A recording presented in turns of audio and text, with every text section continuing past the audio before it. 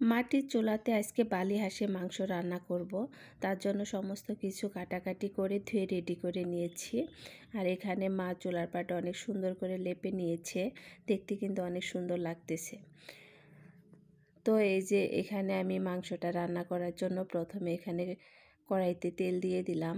তেলটা গরম করে নিয়ে এখানে আমি কাঁচামরিচ আর পেঁয়াজ দিয়ে দিলাম। এটাকে খুব ভালো করে এখন একটু ভাজি করে নেব তেলের মধ্যে। আর এই বালি হাঁসের মাংসটা কে কে খেয়েছেন অবশ্যই একটু কমেন্ট বক্সে জানিয়ে যাবেন। এরা কিন্তু দেখতে একদমই হাঁসের মতো, পুরাই হাঁস, খেতেও কিন্তু হাঁসের টেস্টটাই আসে। তো আমি বেশ কয়েকবার খেয়েছি, আগে কখনো খাইনি, শ্বশুরবাড়ি এসে বেশ কয়েকবার খেয়েছি। তো আমার কাছে অনেক ভালো লেগেছে।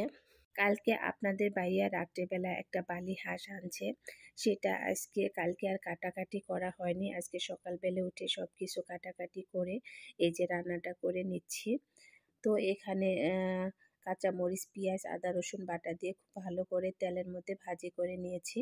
তারপরে এখানে হলুদের গুঁড়া, মরিচের গুঁড়া, জিরা, ধনিয়ার গুঁড়া, গরম মশলার গুঁড়া সব কিছু দিয়ে এখন একটু কষান করে নিচ্ছি। আমাদের বাসায় আবার গরম মশলা সব কিছু একত্রে ভাগি করে নেওয়া হয়, এই জন্যে তরকারির ভিতরে আর গোটা গরম মশলা দেওয়া হয় না।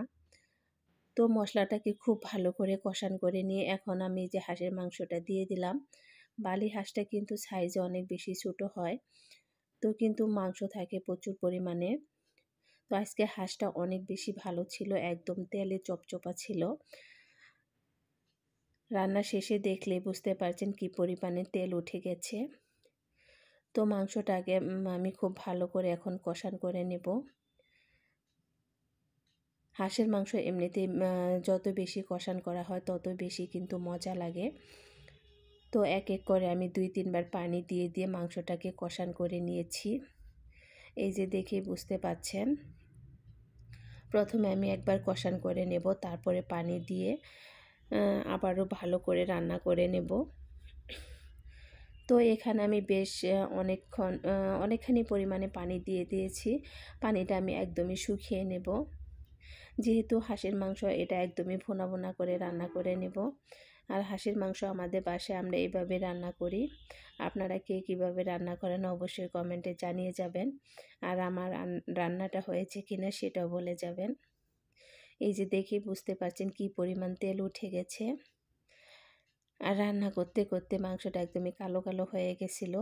আর এরকম মাংস খেতে কিন্তু অনেক বেশি ভালো লাগে। তো মাংসটা কিন্তু আমার রান্না করা হয়ে গেছে। তো আমার রান্নাটা কেমন হয়েছে অবশ্যই একটু কমেন্ট বক্সে জানিয়ে যাবেন। ভিডিওটা আজ এ পর্যন্তই। সবাই ভালো থাকবেন, সুস্থ থাকবেন। আল্লাহ হাফেজ।